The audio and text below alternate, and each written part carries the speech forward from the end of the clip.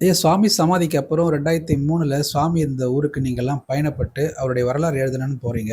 எந்த நோக்கத்துக்காக ஒரு வரலாறு எழுதணும்னு போனீங்க? அதுவரைக்கும் யாரும் சுவாமியோட வரலாறு யாரும் எழுதலையா? நீங்க தான் முதல் தடவ போனீங்களா? உங்க கூட எத்தனை பேர் போனாங்க? என்ன நடந்தது? சுவாமி பிறந்த ஊருக்கு முதல்ல போனது வந்து ஒரு காலேஜ் ப்ரொஃபஸர். அவங்க தான் முதல்ல அந்த ஊருக்கு போனாங்க. அந்த ஊர் சாரி அந்த ஊருக்கு போய் சாமியினுடைய குடும்பத்தை பூரா சந்திக்கிறாங்க. சந்தித்து அதுக்கப்புறம் வந்து அவங்க இன்வைட் பண்ணுறாங்க. சுவாமி அவங்க வந்து ஏற்கனவே பார்த்துருந்தது எல்லாமே அவங்க சொல்கிறாங்க. சுவாமியோட குடும்பத்தில் உள்ளவங்க சொல்கிறாங்க. சுவாமி சமாதி ஆனதுக்கப்புறம் இவங்க போய் அந்த இடத்தெல்லாம் பார்த்து, சுவாமி பிறந்த ஊரான நடுதரா, இவங்க தற்சயமாக அவருடைய குடும்பம் வாழ்ந்த இடமான ராஞ்சி, இந்த இடத்துக்கெல்லாம் போய் பார்த்துட்டு, சீதாமரின்னு ஒரு ஊர், அங்கே ஒரு மகா வாழ்கிறா, அங்கேயும் போய் பார்த்துட்டு எல்லா இடங்களையும் பார்த்துட்டு வந்துடுறாங்க. இதை தற்செயலாக வந்து அந்த ப்ரொஃபஸர் வந்து என்கிட்ட சொல்லிக்கிட்டு இருந்தாங்க. நானும் கேட்டுக்கிட்டேன். சரி, நமக்கு இந்த ஆப்பர்ச்சுனிட்டி கிடையாதுன்னு நினச்சிக்கிட்டு இருந்தேன். இதுக்கிடையில் வந்து நிறைய சாமி பற்றி ஒரு தவறான கதைகள் நிறைய கட்டினாங்க. அங்கே ஆசிரமங்களில் வந்து என்னென்னமோ கதைகள், சாமிக்கு வாழ்க்கையில் சம்மந்தப்படாத கதைகள், நிறைய கதைகள் உலா வந்துச்சு. அதெல்லாம் ஒரு ரூமர்ஸாக வந்துச்சு. அது வேறு ஊன்றி வந்துச்சு.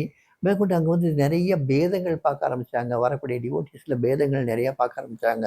இதெல்லாம் பார்க்க ஆரம்பித்து சில சடங்குகள், சம்பிரதாயங்கள் இதெல்லாம் செய்ய ஆரம்பித்த உடனே தான் சாமியோட வரலாறு வந்து கண்டிப்பாக மக்களுக்கு தெரியணுங்கிறதுக்காக நினச்சிக்கிட்டு இருந்தேன். அந்த சமயத்தில் பார்த்து அந்த காலேஜ் ப்ரொஃபஸர் வந்து ஃபோன் பண்ணாங்க. இந்த மாதிரி சாமியினுடைய மனைவி எங்கள் வீட்டுக்கு வந்திருக்காங்க. அந்த ப்ரொஃபஸர் வந்து இருந்த இடம் பாண்டிச்சேரி. எங்கள் வீட்டுக்கு வந்திருக்காங்க. அவங்க வந்து உங்களை பார்க்கணுன்னு ஆசைப்பட்றாங்க. நீங்கள் வர முடியுமான்னு கேட்டாங்க. நான் உடனே போனோம். போன உடனே சாமியோடைய மனைவி ராமரஞ்சினி தேவி எங்களை பார்த்து பேசினாங்க. எனக்கு ஓரளவுக்கு ஹிந்தி தெரியும். பேசிகிட்டு இருக்கும்போது நான் கேட்டேன், நான் வந்து சாமியினுடைய வரலாறு எழுதணும்னு ஆசைப்பட்றேன். நாங்கள் வந்தால் எனக்கு எல்லா இடங்களையும் காட்டுவீங்களான்னு கேட்டேன். அவங்க வந்து வா, அதிக பேரை கூப்பிட்டு வராத, ஒரு 2 பேரை கூப்பிட்டு வா போதும், நான் எல்லா இடத்துக்கும் நானே உனக்கு வந்து கூப்பிட்டு காமிக்கிறேன், எல்லா இடத்துக்கும் கூப்பிட்டு போகிறேன்னு சொல்லி சொன்னாங்க. சரின்ட்டு போனோம். பிளான் பண்ணி போனோம். போய் ராஞ்சிக்கு போனோம். ராஞ்சியில் வெளியே எங்கேயும் இடம் கிடைக்கல. அவங்க வீட்டிலே தங்கியிருந்தோம். அவங்களால உடம்பு முடியல. அதனால் என்னால் முடியல, என் பையன் அமிதாப்பை வந்து உங்களோட அனுப்பிச்சி வைக்கிறேன், அவர் கூட நீங்கள் போங்க, அவர் பாட்னாவில் இருக்கார், நீங்கள் ராஞ்சிலேருந்து பாட்னா போயிட்டு பாட்னாவில் மணிக்கு நீங்கள் போங்கன்னு சொன்னார். சரின்ட்டு பாட்னா போயிட்டு அவரை அழைச்சிட்டு ஒரு வேன் ஒன்று எடுத்துக்கிட்டு சாமி சம்மந்தப்பட்ட எல்லா ஊர்களுக்கும் போனோம். நடுதராவில் இருந்து சாமி வேலை பார்த்தா இஸ்லாம்பூர் இப்போ பெங்காலில் இருக்குது, அந்த ஊர் வரைக்கும் போயிட்டு சாமியுடைய அந்த பூராமே ஒரு அழகாக ஒரு இது பண்ணிட்டோம். ஒரு ஸ்கெட்சு மாதிரி ஒன்று போட்டோம். 1918 இருந்து அந்த 2003 வரைக்கும் உள்ள விஷயங்கள் பூராமே நாங்கள் வந்து கலெக்ட் பண்ணிட்டோம். 2001 வரைக்கும், சாரி 2001 வரைக்கும் நடந்த இதை பூராமே ரெக்கார்ட் பண்ணிட்டோம். ரெக்கார்ட் பண்ணி எல்லாம் எடுத்து வந்தாச்சு. இங்கே வந்தால் இன்னும் நிறையா பாகுபாடுகள் இதெல்லாம் வந்து ஆசிரமங்கள் இருக்கும்போது முதல் புஸ்தகம் சின்ன புஸ்தகம் வெளியிட்டேன். அது வந்து சுவாமியுடைய பிறந்ததுலேருந்து சுவாமி முழுமை அடைஞ்சி திருவண்ணாமலை வர வரைக்கும் ஒரு புக்கு ஒன்று எழுதினேன். அதுக்கு சாமி ஏற்கனவே 1982 என்கிட்ட சாமி ஒரு கத்த பேப்பரை கொடுத்து ஒரு பேனாவும் கொடுத்து, you write out this beggar and one day it will become அமரகாவியம்னாரு. ஒரு கத்த பேப்பரை என் கையில் கொடுத்து பேனாவும் கொடுத்து, இந்த பிச்சைக்காரனை பற்றி எழுது, ஒரு நாள் இல்லாட்டா ஒரு நாள் அது வந்து அமரகாவியம் ஆகிடும் அப்படின்னார்.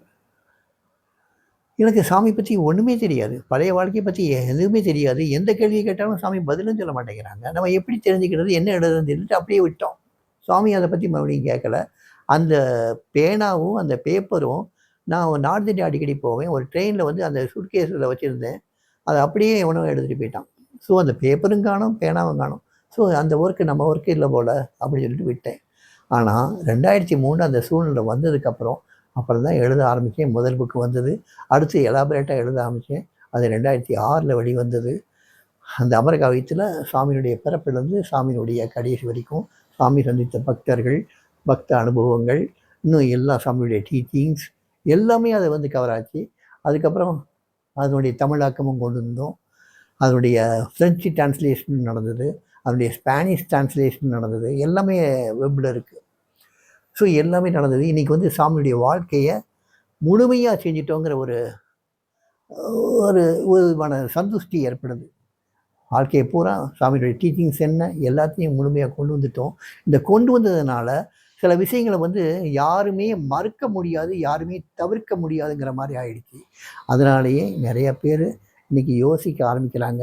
இந்த சடங்குகள், சம்பிரதாயங்கள் எதுவுமே கடைப்பிடிக்காத சுவாமிக்கு இவ்வளோ சடங்குகள், சம்பிரதாயங்கள் ஏங்கிற கேள்வியை இன்னைக்கு கேட்க ஆரம்பிச்சிட்டாங்க.